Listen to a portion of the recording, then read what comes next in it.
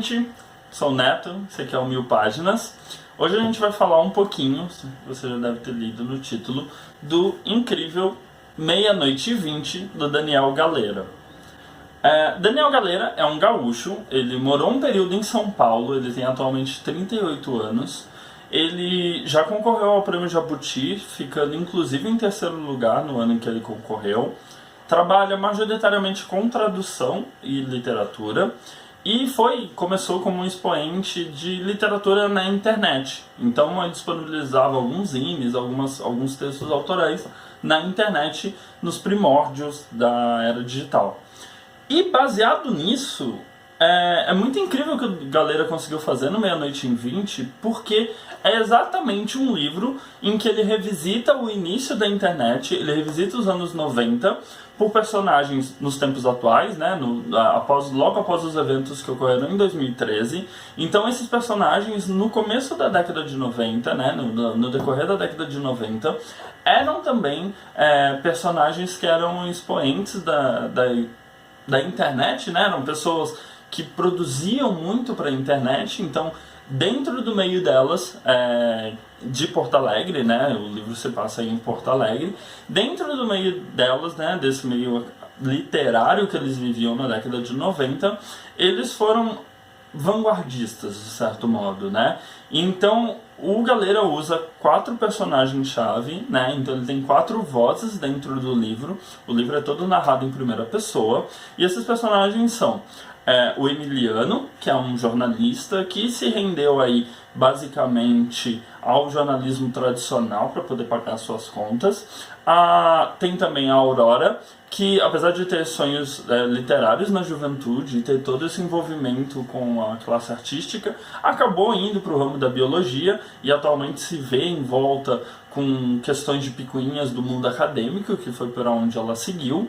A gente tem também o Antero, que é um também dos principais expoentes, que acabou se rendendo ao mercado publicitário e hoje se tornou um dono de uma das maiores agências de Porto Alegre. E por fim, um personagem que não tem uma narrativa direta dentro do livro, mas é o motriz da reunião de todos os outros, que é o Andrei, também conhecido como Duque, que logo no primeiro capítulo os personagens são impactados com o falecimento dele e eles vão se reunir para o enterro desse personagem. Uma das coisas interessantes dessa trama é que o Andrei ele foi o único dos 4 que seguiu para o ramo da literatura, mas acabou tendo uma vida bastante reclusa e, digamos que, misteriosa, porque ele não era feito às festas ou grandes comparecimentos à mídia. Então todas as suas obras, apesar de terem uma grande aclamação do público, serem sucessos de venda, não transparecia muito o que era o autor. E ele morre basicamente, apesar de toda essa aura por trás dele, ele morre de um jeito bem banal. Ele estava correndo, né, e sofre um assalto seguido de morte.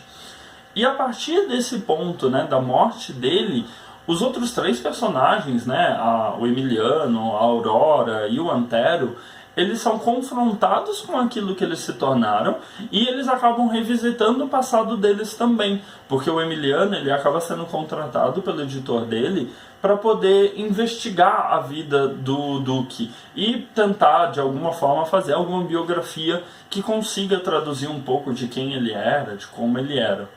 Uma das não mecânicas, mas um dos plots dentro do livro é exatamente esse diálogo entre quem eles eram nos anos 90 e quem eles se tornaram ali em 2013 e 2014.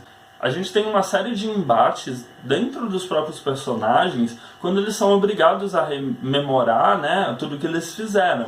Então a gente tem o próprio Antero, que era um dos maiores produtores junto com o Duque, revisitando, né, os grandes feitos que ele teve, dando uma olhada também em como a sua vida se tornou banal e cotidiana dentro da agência, e ele se tornou basicamente aquele tipo de cara que vai dar uma palestra no TED Talks e falar sobre sucesso, sendo que muitas vezes ele não se sente daquele modo. E o livro apresenta isso de uma maneira muito curiosa, seja porque o Antero é o único personagem apresentado como tendo tudo, ou seja, ele não tem dificuldade financeira, ele tem uma esposa bonita, ele tem filho, mas aquilo não apresenta completude para ele.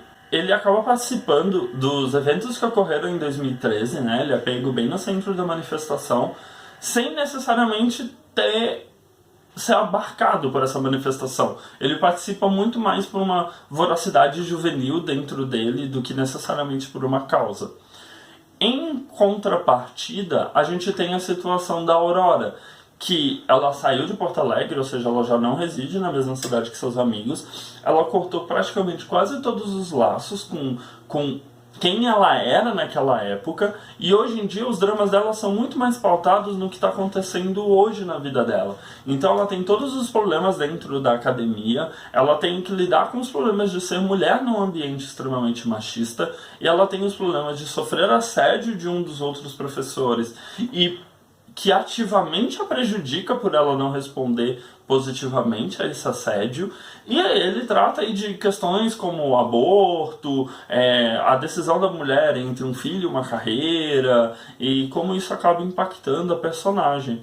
Por último, das últimas vozes, e provavelmente uma das minhas preferidas no livro, é a voz do Emiliano, né? O Emiliano é o personagem que é o jornalista, e ele tem uma grande desesperança do que a vida dele se tornou, mas ele também consegue fazer análises pontuais e análises muito, não positivas, mas muito assertivas do estado mental dos seus colegas e do mundo todo, e do modo como os colegas dele estão vendo o mundo. Ele acaba se ligando bastante à Aurora nessa retomada do contato dos dois, exatamente por saber que ela está num momento de fragilidade. E ele, enquanto sempre havia sido o mais velho da turma, ele acaba completando essa necessidade dela de uma maneira que ele tenta cuidar dela de alguma maneira. E em contrapartida que ele está fazendo tudo isso, tem uma parte super legal da investigação da vida do Duque, juntamente com ele. Então leva alguns momentos bastante interessantes do livro em que ele bota em xeque aquela amizade dos dois, né? Ele tenta investigar a vida do Duque e percebe que, na verdade, mesmo os amigos do Duque não conheciam tão bem assim para fazer algum juízo de valor ou algo que possa descrever o Duque enquanto uma pessoa completa, né? Eles não conheciam os hábitos, eles não participavam da vida ativamente um do outro, e a única coisa que acaba unindo realmente esses 4 personagens é o passado deles em comum. Uma das tramas, ou melhor, um dos recursos narrativos que o Galera utiliza para poder fazer esse jogo de ideias entre como eles eram no passado e como eles são hoje, é exatamente fazer uma brincadeira sobre o bug do milênio que ocorreu na virada para o ano 2000 e que os personagens passaram por ele ativamente, com a situação caótica que o país estava vivendo no final do ano de 2013, com todas as manifestações e agitação política. Então ele faz esse jogo de ideias do possível apocalipse da nossa sociedade, tanto no passado, que os personagens acabam indo para um lugar mais recluso para passar a virada daquele ano por não medo, mas por um certo receio irônico do que poderia acontecer, com o tumulto que eles estavam vivendo naquele momento, tanto no país e na vida de cada um deles. Então é um jogo de ideia que ele acaba fazendo dentro do livro, que acaba servindo bem de panorama das decisões que os personagens acabam escolhendo. Você consegue ver bem a evolução de cada um dos personagens, mesmo sem ter acompanhado todo aquele ano deles, né? Você consegue ter uma visão de como eles eram adolescentes e uma visão de como eles são agora como adultos.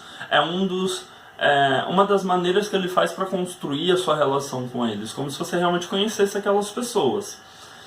Provavelmente não é um livro que vai agradar uma parcela de leitores mais jovens. Eu acho que ele vai funcionar melhor para quem já está perto daquela faixa dos 30 anos.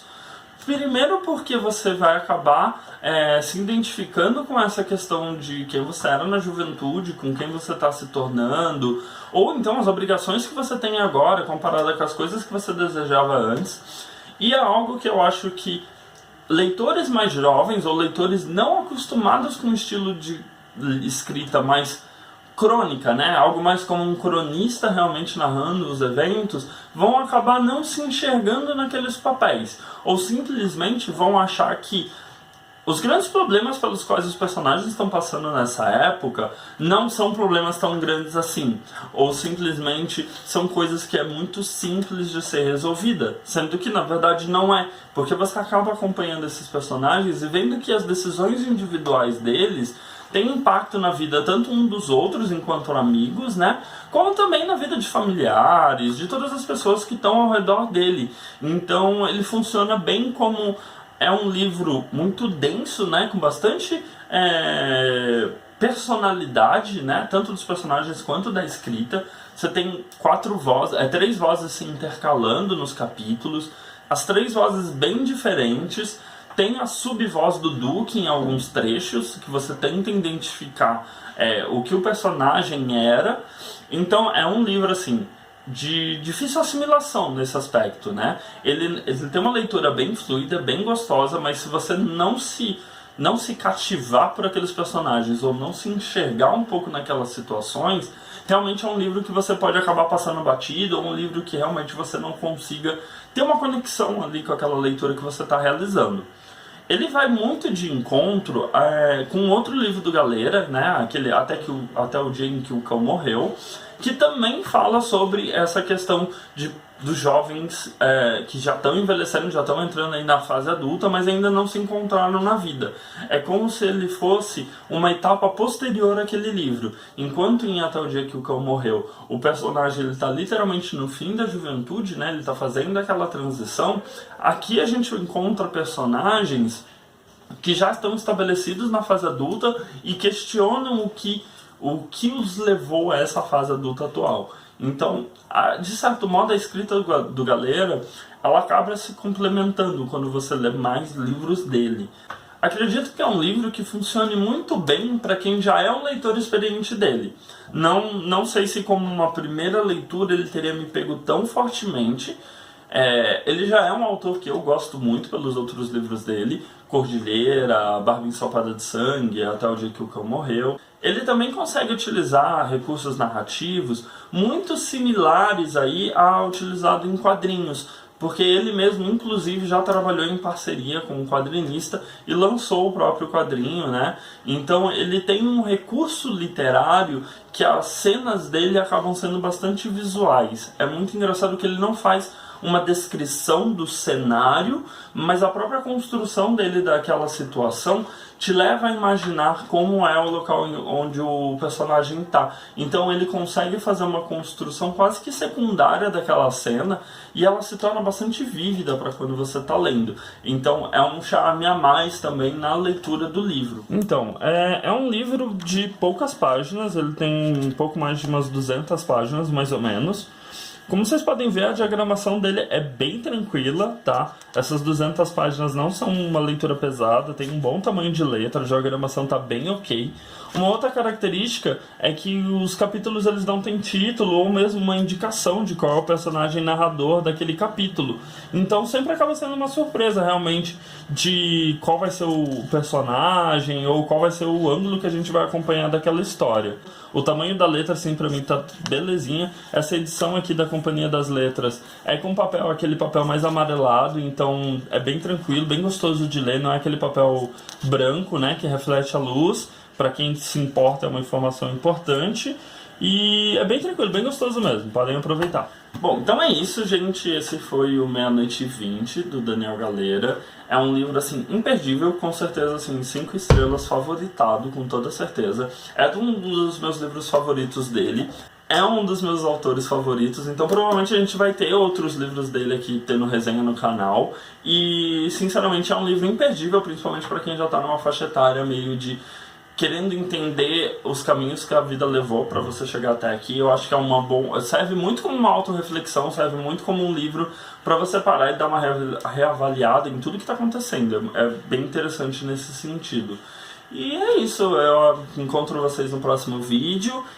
Não se esqueça de dar aquele likezinho no vídeo porque ajuda bastante. É verdade, se inscreve no canal, não posso esquecer. Se inscreve no canal, curte o vídeo porque ajuda a gente. Assina aquele sininho que eu ainda não aprendi, mas está por aqui em algum canto. E até o próximo vídeo do canal, tchau, tchau.